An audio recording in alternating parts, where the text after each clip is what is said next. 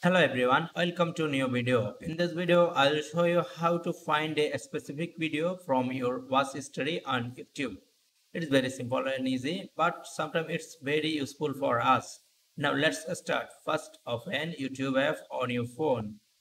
Now tap on U button. This is located on the bottom right corner of your screen. Now here you can see the history tab. Then tap on View All. See here, all of history are here. If you have lot of history and you need a specific video, but you don't know how to you find it, then here type a specific keyword. For example, I type A, then tap on search button. See here, all of video with a keyword.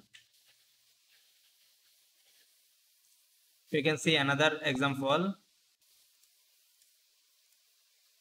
See here, all of video with AI keyword. That's it for now. I hope you enjoyed this tutorial. If you enjoyed this, please like this and also as well as subscribe our channel for more interesting tech video like this. Thank you.